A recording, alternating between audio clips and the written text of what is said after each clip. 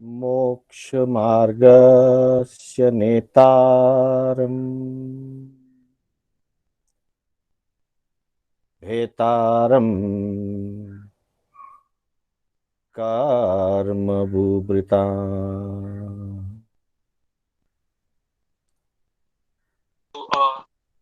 ज्ञातारम् विश्वतत्त्वानाम् वन्दे तद्गुणलब्धये वन्दे तद्गुणलब्धये।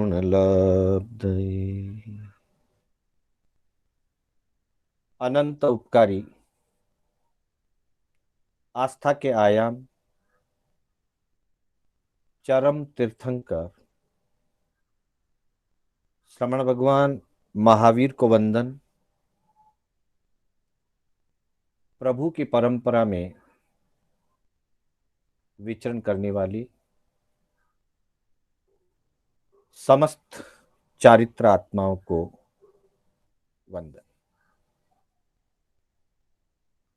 धर्म प्रेमी बंधुओं, सुशील माताओं एवं बहनों, श्री कर्नाटक जैन स्वाध्याय संघ बैंगलोर के तत्वावधान में आयोजित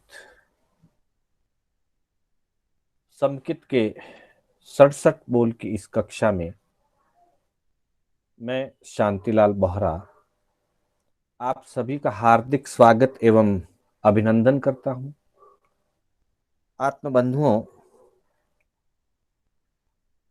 हमारी कक्षा समकित के 67 बोल से आधारित चल रही है, जिसके अंतर्गत हमने पहला और दूसरा 2 बोल पूरे किए। तीसरे बोल की हम चर्चा कर रहे हैं। तीसरा बोल विनय से संबंधित है। विनय का सामान्य अर्थ होता है आदर करना, सम्मान करना, विनम्र होकर के रहना। साथ ही विनय का विशेष अर्थ यह है कि जिनके प्रति हमारा विनय है, हम उनके प्रति समर्पित होकर के रहें। अर्थात समर्पण भाव ही मुख्य रूप से विनय का आधार है। जहां समर्पण भाव होता है, वहां पे आज्ञा का पालन, आज्ञा के प्रति श्रद्धा एवं अंतर हृदय से आदर की भावना, ये सारी बातें उसके अंतर्गत समाहित होती है। तो बंधुओं, विनय के जो मुख्य रूप से 7 प्रकार बताए गए हैं, वो विनय के गुणों के आधार पर, जैसे ज्ञान का विनय, दर्शन का विनय, चारित्र का विनय, मन विनय, वचन विनय और काय विनय और उपचार विनय, एक अपेक्षा से विनय के 7 विभाग की। वो गुण एवं माध्यम की अपेक्षा से किए गए। ज्ञान, दर्शन, चारित्र के प्रति मन, वचन और काया से व्यवहार उपचार पूर्वक विनय करना, उस अपेक्षा से विनय के 7 भेद बताए गए हैं, जो नव तत्व के अंतर्गत जहां विनय, व्यावृत्ति आदि की बात आई है, वहां पर इस प्रकार से बताया। समकित के 67 बोल, यहां मूल आधार श्रद्धा और समर्पण की बात है। इसलिए विनय किन के प्रति किया जाए, हमारे लिए विनय के स्थान कौन कौन से हैं, हमारे लिए विनय करने योग्य महान गुणवान पात्र कौन कौन हैं, उस अपेक्षा को सामने रखते हुए पात्र की अपेक्षा से 10 प्रकार के विनय के भेद बताए गए हैं। और जिसमें सबसे पहला भेद अरिहंत का भेद है, जिसकी चर्चा हमने कल की थी कि जब अरिहंत के प्रति श्रद्धा की भावना होती है, तीर्थंकर भगवंतों के प्रति श्रद्धा की भावना होती है, विनय की भावना होती है, तभी उनके द्वारा बताए हुए मार्ग के प्रति हमारे अंदर में विनय भाव जग सकता है, श्रद्धा भाव जग सकता है। तो सबसे पहला अरिहंत भगवान की विनय भक्ति करें, सिद्ध भगवान की विनय भक्ति करें, आचार्य महाराज की विनय भक्ति करें, उपाध्याय जी महाराज की विनय भक्ति करें और स्थविर महाराज की विनय भक्ति करें। एक तरह से जो 5 पद हैं, पंच परमेष्टि हैं, उन पंच परमेष्टि को सामने रख करके अरिहंत, सिद्ध, आचार्य, उपाध्याय एवं स्थविर महाराज, ये 5 हमारे लिए विनय के केंद्र बिंदु या विनय के पात्र बताए गए। अर्थात जैसे हम अरिहंत के प्रति विनय भाव रखते हैं, अरिहंत किसी काल में प्रत्यक्ष होते हैं और किसी काल में परोक्ष। जैसे 5वें आर्य में अरिहंत प्रत्यक्ष नहीं है, लेकिन अरिहंतों का मार्ग और जिन शासन वर्तमान में प्रभु महावीर हमारे लिए प्रत्यक्ष नहीं है, लेकिन प्रभु का मार्ग आज भी मौजूद है। स्वयं प्रभु ने फरमाया है कि मैं लंबे काल तक नहीं रहूंगा, लेकिन मेरा शासन 5वें आर्य के अंतिम दिवस तक रहेगा। इस अपेक्षा से जब चौथा आरा चल रहा था, भगवान इस धरती पर विचरण कर रहे थे, भरत क्षेत्र में प्रभु का जब विचरण काल था, तब अरिहंत प्रत्यक्ष रूप से थे। आज अरिहंत प्रत्यक्ष नहीं है पर परोक्ष है। तो अरिहंत के प्रति श्रद्धा भाव रखते हुए हम परोक्ष रूप से अरिहंत भगवान की विनय भक्ति करते हैं।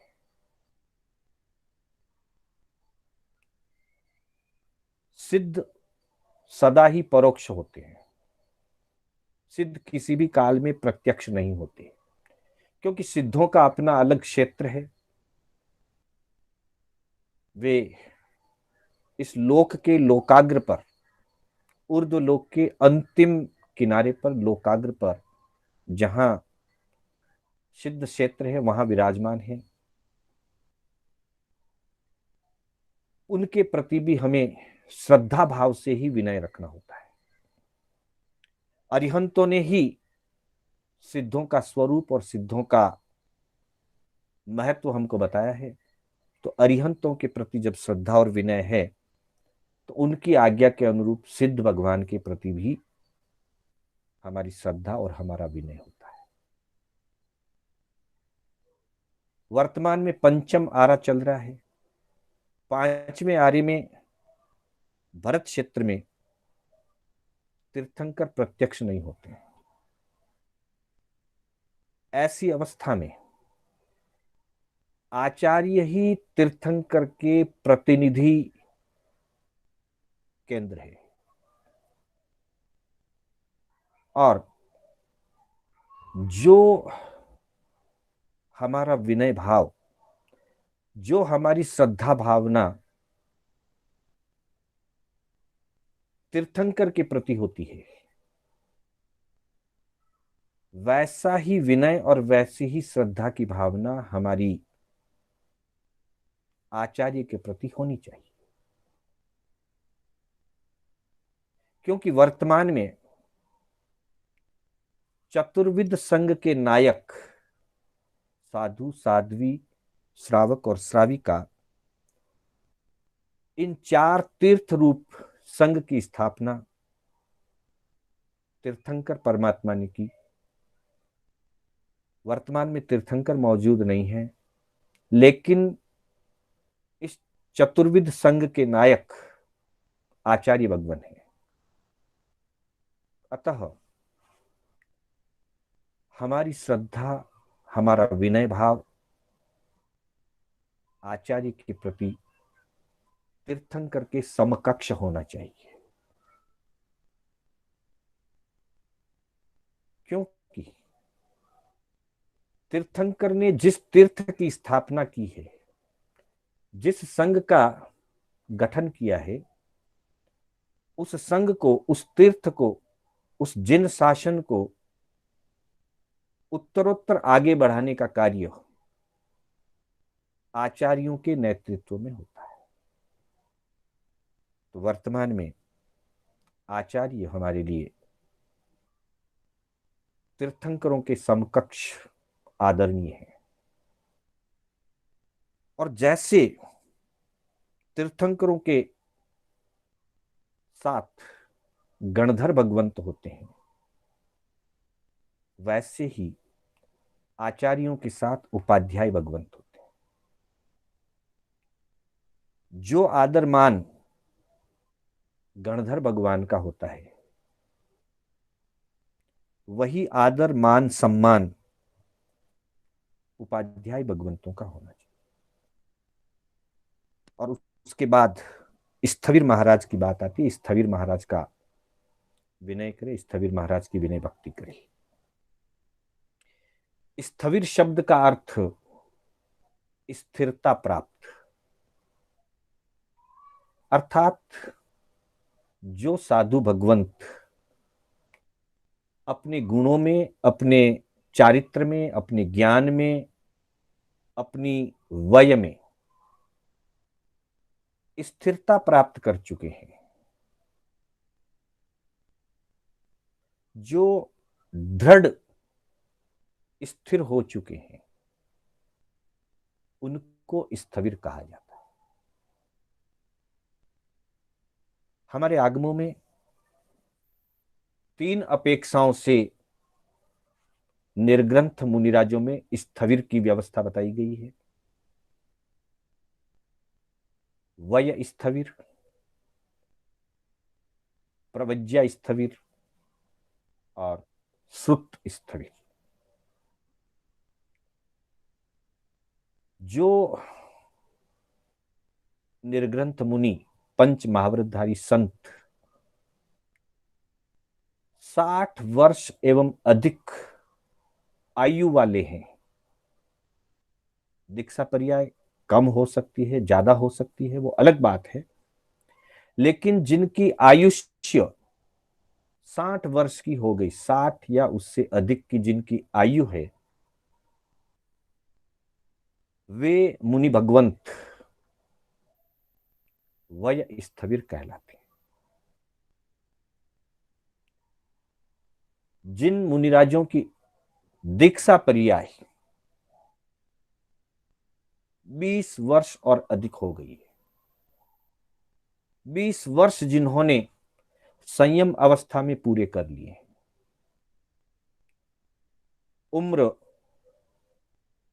30 भी हो सकती है, 40 भी हो सकती है, 50 भी हो सकती है, ज्यादा भी हो सकती है, मिनिमम 29 वर्ष भी उम्र हो सकती है।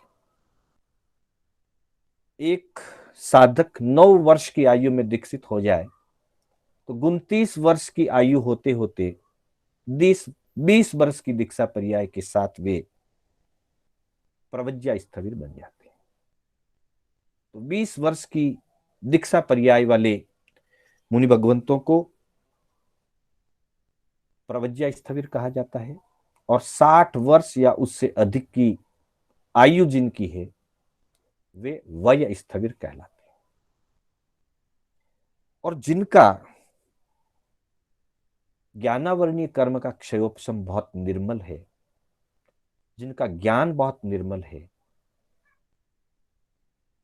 जिन्होंने उपलब्ध सभी आगमों का अच्छी तरह से, गहराई से और बारीकी से उपलब्ध आगमों का अध्ययन जिन्होंने किया है, और उसमें भी ठाणांग सूत्र और समवायांग सूत्र में जिनकी गहरी पकड़ है,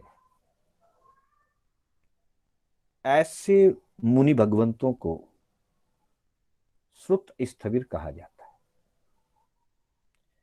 उनके लिए आयु और दीक्षा पर्याय का नियम नहीं है।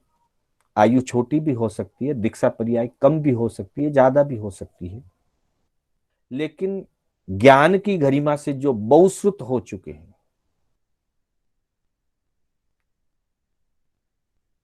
जिनके पास उपलब्ध शास्त्रों का सूक्ष्म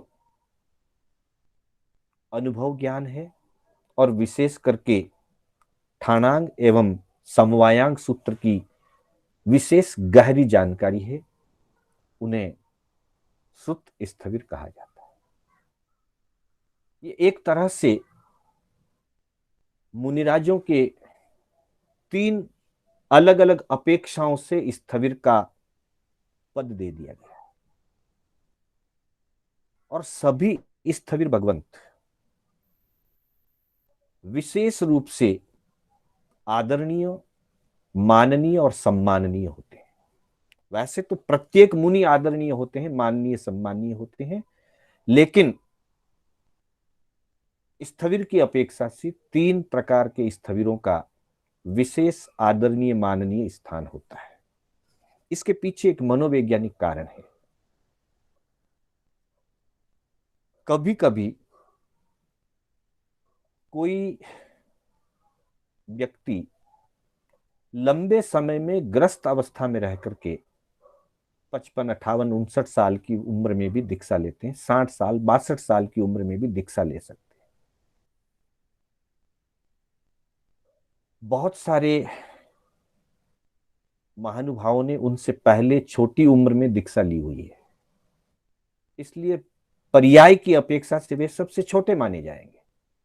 और पहले जिन्होंने दीक्षा ले ली, उम्र में भले ही छोटे हैं, पर दीक्षा पर्याय से वो बड़े माने जाते हैं। वैसी स्थिति में उम्र का अपना एक विशेष महत्व होता है, इसलिए भगवान ने वय स्थविर की बात रखी कि अगर कोई साधक जिनकी दीक्षा पर्याय भले ही 1 साल की हो, 2 साल की हो, 6 महीने की हो, या 1 महीने की भी हो, परंतु आयु जो है वो 60 वर्ष या उससे अधिक हो चुकी है, तो वे वय स्थविर की अपेक्षा से विशेष आदरणीय, विशेष सम्माननीय माने जाएंगे। संघ में, चतुर्विध संघ में उनका एक वरिष्ठ स्थान होगा। दूसरी तरफ श्रुत की अपेक्षा से कोई मुनि आयु में छोटे हैं, दीक्षा पर्याय भी कम है, लेकिन ज्ञान की गरिमा अगर विशेष है तो श्रुत की अपेक्षा से उनका अपना एक विशेष स्थान होगा। और कोई ऐसे हैं जिनकी उम्र भी अभी तक बहुत अधिक नहीं है और ज्ञान भी विशेष अधिक नहीं है, परंतु संयम का पालन करते हुए 20 साल या अधिक समय बीत गया है, तो उनको प्रवज्ञा की अपेक्षा से स्थविर मान लिया गया है। कहने का तात्पर्य यह है कि अलग अलग गुणों की अपेक्षा से प्रत्येक व्यक्ति को विशेष सम्मान और विशेष स्थान जिन शासन में प्रदान किया गया है।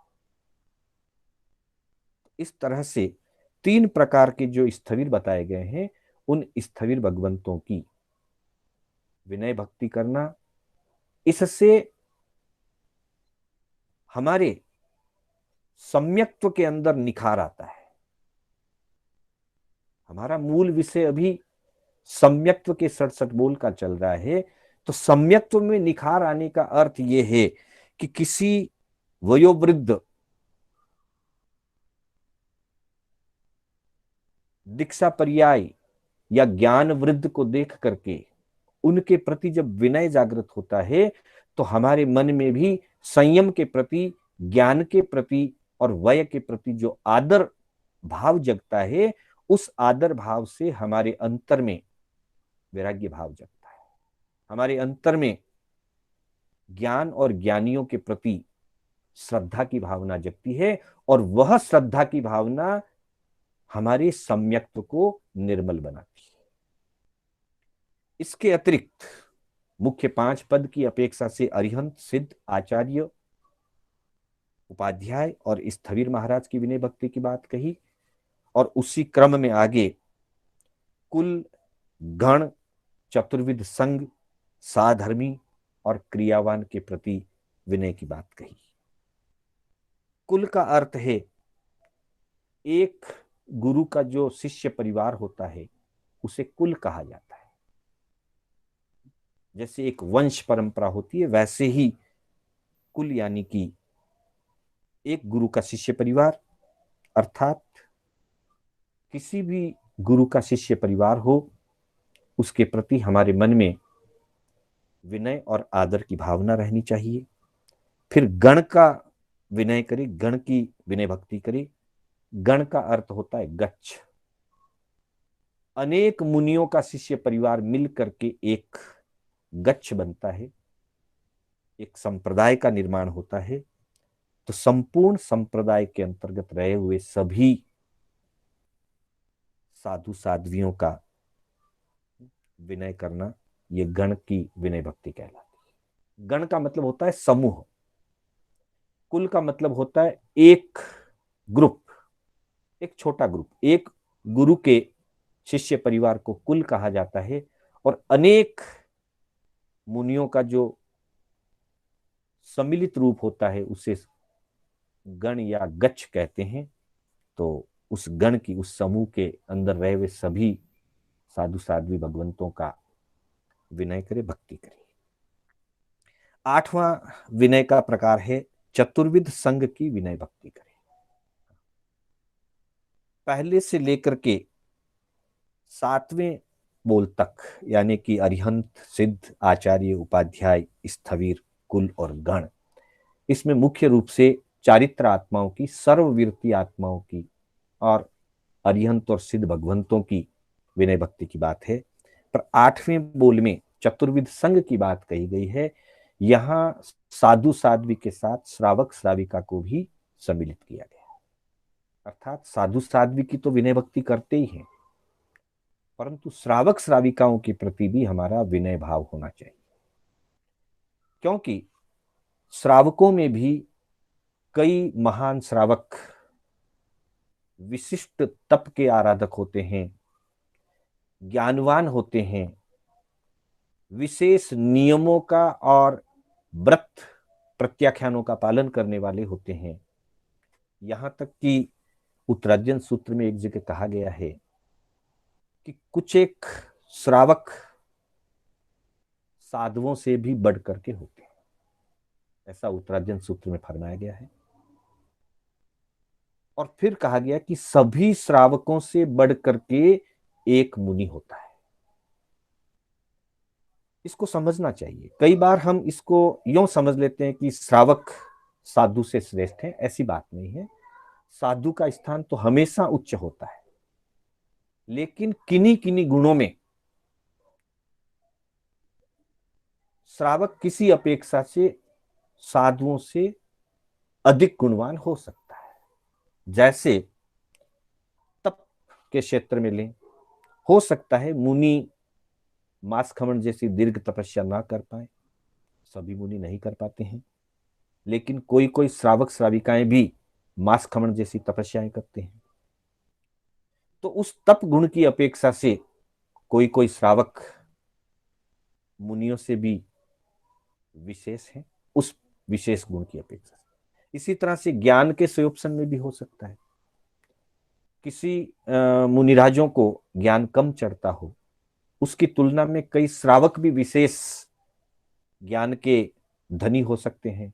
और कई बार तो हम देखते हैं कि जो विशेष पंडित वर्ग होता है वे मुनियों को, साध्वियों को और यहाँ तक कि कभी कभी आचार्यों के समक्ष भी ज्ञान चर्चा करते देखे जाते हैं।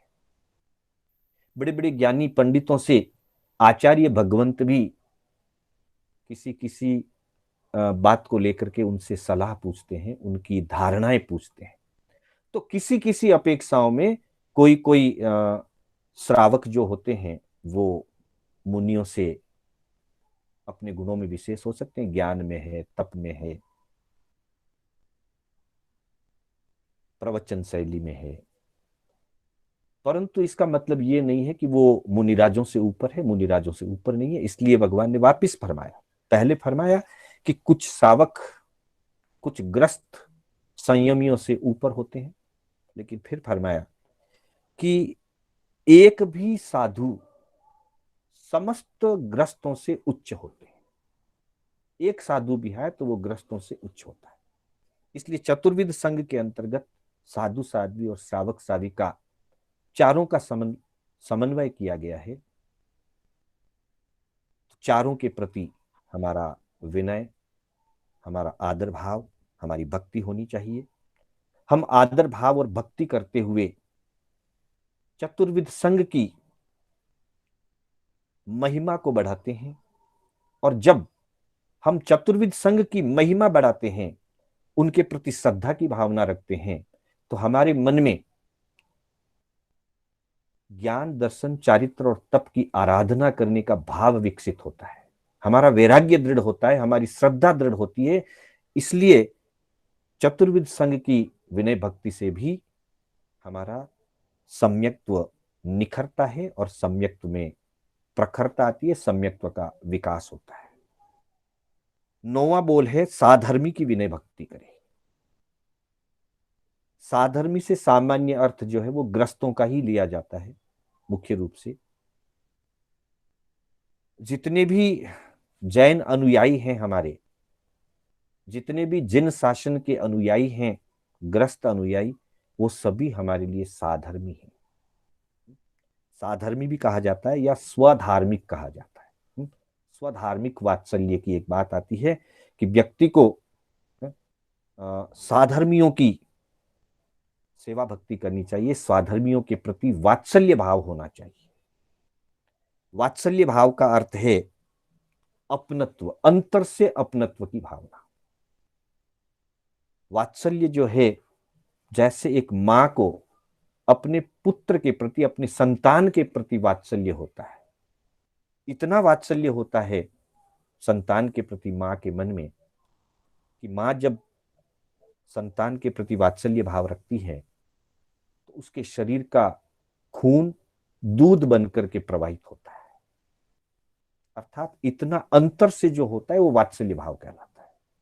जैसे गाय का अपने बछड़े के प्रति होता है, जो लोग गायें पालते थे उनको पता है कि जब गाय को दूहना होता है, दूध निकालना होता है गाय का, तो पहले उसके बछड़े को उसके पास लाया जाता है।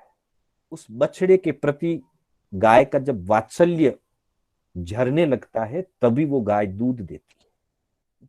तो जैसे गाय के मन में अपने बछड़े के प्रति एक वात्सल्य भाव होता है, एक लगाव होता है, जैसा एक माता पिता के अंदर अपनी संतान के प्रति वात्सल्य होता है, वैसा ही वात्सल्य जिन शासन में, संघ में प्रत्येक साधर्मी के प्रति होना चाहिए।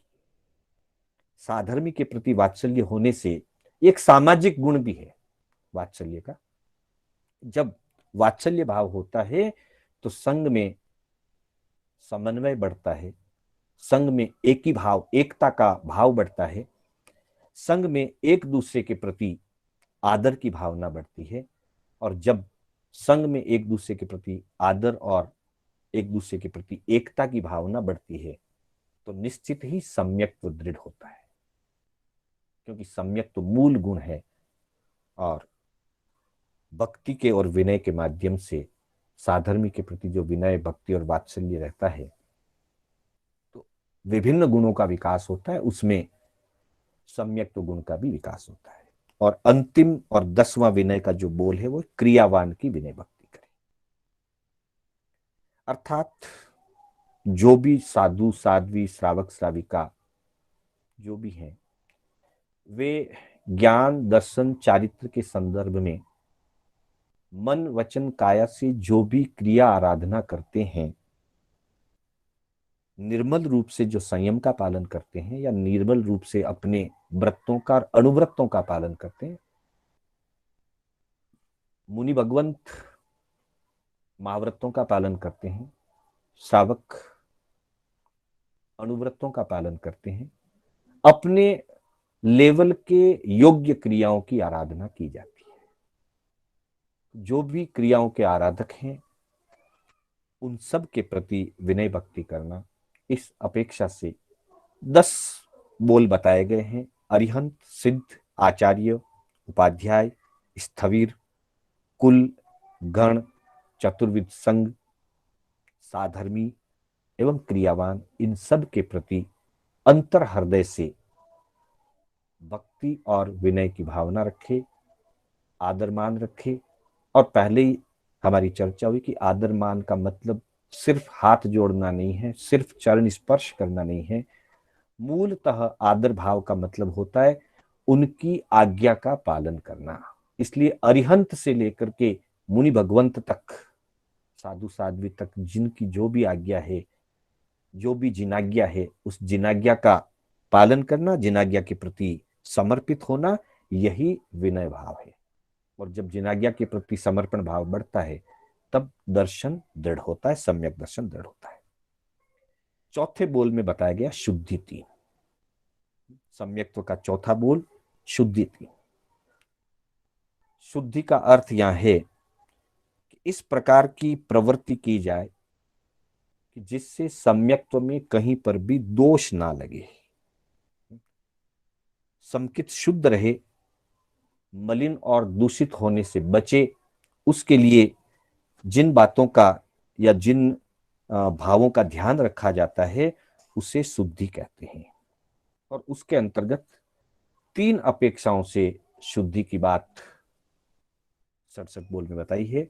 मन शुद्धि, वचन शुद्धि और काया शुद्धि। मन से वीतराग देव का ध्यान करे, परंतु किसी अन्य देव को मन में ना लावे। वचन से वीतराग देव का गुणगान करे, परंतु किसी अन्य देव की प्रशंसा नहीं करे। और काया से वीतराग देव को वंदन नमस्कार करे, परंतु किसी अन्य देव को नहीं करे। जैसा कि अपनी 2 क्लास पहले चर्चा हुई थी, उपासक दशांग सूत्र के अंतर्गत आनंद गाथापति जब प्रभु के चरणों में पहुंचते हैं और प्रभु का प्रवचन सुनने के बाद वे हर्षित होते हैं, संतुष्ट होते हैं, अर्थात उन्हें वो सब कुछ मिल जाता है जो उन्हें अभिलाषा थी। अर्थात आत्म कल्याण के क्षेत्र में उन्हें सही मार्ग मिल जाता है। और जब सही मार्ग मिल जाता है तो प्रभु के चरणों में समर्पित हो जाते हैं, श्रावक धर्म की अपेक्षा से। और वहां पे वे इस बात का संकल्प करते हैं कि मैं अरिहंत के द्वारा बताए हुए निर्ग्रंथ मुनि और अरिहंतों के द्वारा बताई हुई वाणी या धर्म, इसके अतिरिक्त धर्म दृष्टि से मैं किसी और का आदर मान सम्मान नहीं करूंगा। मैं किसी और को वंदन नमस्कार धर्म दृष्टि से नहीं करूंगा, मात्र अरिहंत को करूंगा। अरिहंत के द्वारा बताए हुए मार्ग पर चलने वाले गुरु भगवंतों का करूंगा और अरिहंत के द्वारा बताए हुए धर्म का आदर करूंगा। बाकी किसी का आदर धर्म भावना से नहीं करूंगा। बस इसी अपेक्षा से यह बात कही गई है कि मन से, वचन से और काया से, यानी कि हमारे पास 3 ही माध्यम है, मन, वचन और काया। इन तीनों को योग कहते हैं, इनको माध्यम भी कहते हैं। ये क्रिया के साधन हैं। किसी भी कार्य या क्रिया करने के जो साधन हैं, उनको योग कहा जाता है। और वो 3 प्रकार के हैं, मन, वचन और काया। स्तुति करनी हो, भक्ति करनी हो, काया से सेवा या नमस्कार करना हो तो ये तीनों ही साधन है। मन से भक्ति होती है, बहुमान होता है। वचन से गुण कीर्तन किया जाता है और काया से अंग नमा करके नमन किया जाता है। जैन दर्शन में पंचांग नमन की बात आई है, अर्थात 5 अंग नमा करके नमस्कार किया जाता है। जब भी हम तिकुत्थों के पाठ से वंदना करते हैं तब हम 5 अंग झुकाते हैं। 2 घुटने, दोनों हाथ, दोनों घुटने हमारे जमीन को टच होते हैं, हमारे दोनों हाथ जमीन तक नीचे टच होते हैं और हमारा मस्तिष्क भी नीचे झुकता है और सहज में शारीरिक स्थिति को ध्यान में रखते हुए हमें अपना सिर भी धरती पर झुका करके स्पर्श हो वहां तक झुकना चाहिए। इसको पंचांग नमस्कार कहते हैं। तो काया के द्वारा 5 अंग झुका करके, 5 अंग धरती पे स्पर्श करके विधि पूर्वक नमस्कार किया जाता है। वो काया से होता है। वचन के द्वारा हम गुण कीर्तन करते हैं, गुणवानों का गुणगान करते हैं, उनके गुणों का कथन करते हैं और गुणों के प्रति आदर भाव व्यक्त करते हैं। मन से अंतर में श्रद्धा और विनय का भाव रखते हैं। तो यहां बताया गया है कि जो वीतराग देव हैं वही सच्चे देव हैं, वही सुदेव हैं।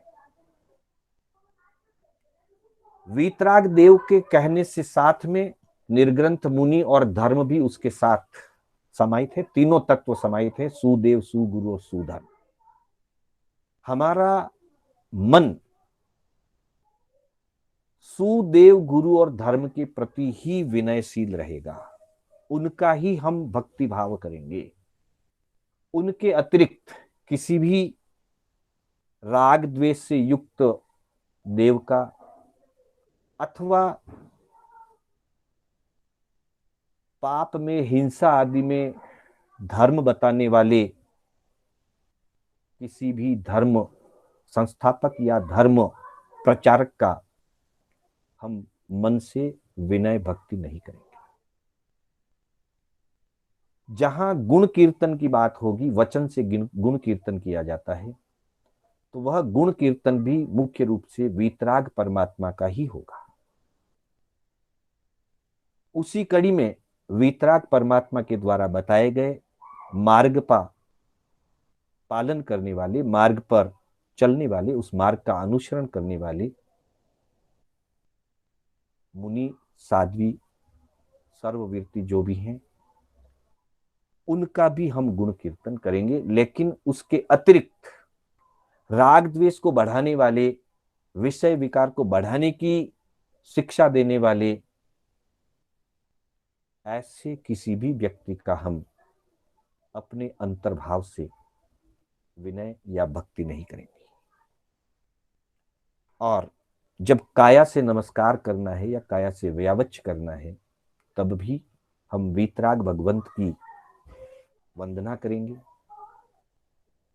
पंचांग नमा करके उनका वंदन करेंगे और उनके द्वारा बताए हुए मार्ग पर चलने वाले मुनिराजों के प्रति और साध्वी जी के प्रति भी हम काया के द्वारा पंचांग नमा करके वंदना करेंगे, लेकिन उसके विपरीत किसी के लिए नहीं करेंगे। इसके पीछे कारण इतना ही है कि व्यक्ति जिनके प्रति आदर भाव रखता है, जिनका गुणगान करता है, जिनको नमस्कार करता है, वैसे ही गुण अपने में प्रकट करता है। हम वीतराग और वीतराग के मार्ग पर चलने वालों का जब विनय, गुण कीर्तन और वंदन नमन करते हैं तो हम अपने में भी शुद्ध वैराग्य को जगाते हैं, वीतरागता की तरफ आगे बढ़ते हैं। और यदि हम राग द्वेष युक्त देवी देवताओं का या किसी भी अन्य धर्म संस्थापक का, अन्य तीर्थी का, कुतीर्थी का अगर धर्म दृष्टि से आदर मान सम्मान या विनय भक्ति करते हैं, उनके गुणों का गुणगान करते हैं, अथवा उन्हें नमस्कार करते हैं, पंचांग नमा करके उनको वंदन नमन करते हैं, तो जैसी उनकी मान्यताएं है, जैसी उनकी परूपणा है, उसी के प्रति हमारा भी आदर भाव बढ़ेगा। तो फिर हमारे में मिथ्या भ्रम, मिथ्या धारणाएं बढ़ने लगती है, और मिथ्या भ्रम और मिथ्या धारणाएं जब बढ़ने लगती है तो हमारा सम्यक्त्व दूषित हो जाता है, मलिन हो जाता है। इसलिए सम्यक्त्व मलिन ना हो, दूषित ना हो, ये बराबर क्रम है। जैसे तीसरे बोल में विनय भक्ति की बात कही, तो उन 10 पात्र को बता दिया गया कि इन 10 पात्र के प्रति विनय भक्ति रखेंगे। तो उनके प्रति विनय भक्ति जब रखेंगे तो हमारा सम्यक्त्व निर्मल बनता है। लेकिन इसके विपरीत मन से, वचन से या काया से, किसी भी अपेक्षा से, धर्म बुद्धि से, धर्म क्षेत्र में अगर हम राग द्वेष युक्त देवों का अथवा कषाय विषय विकार को बढ़ाना जिनका लक्ष्य है, या बढ़ाने का जिनका परूपणा होती है, वैसे धर्म संस्थापक और धर्म प्रचारक का अगर हम विनय आदर मान करते हैं तो हमारा सम्यक्त्व निर्मल नहीं रहता, मलिन हो जाता है, दूषित हो जाता है। इसलिए शुद्धि के तौर पर कह दिया कि मन, वचन और काया से हम वीतराग और वीतरागता के साथ जुड़ने वाले और वीतरागता को बढ़ाने वाले गुणों का ही आदर मान सम्मान करेंगे। मन से, वचन से, काया से किसी भी विपरीत परिस्थिति का हम प्रोत्साहन नहीं करेंगे, तो हमारा सम्यक्त्व शुद्ध रहेगा, दूषित और मलिन होने से बचेगा। तो इस तरह से तीसरे और चौथे बोल में आज हमने 10 प्रकार का विनय और 3 प्रकार की शुद्धि की चर्चा की। समय पूरा होने जा रहा है। मैं पुनः आप सभी का हार्दिक आभार व्यक्त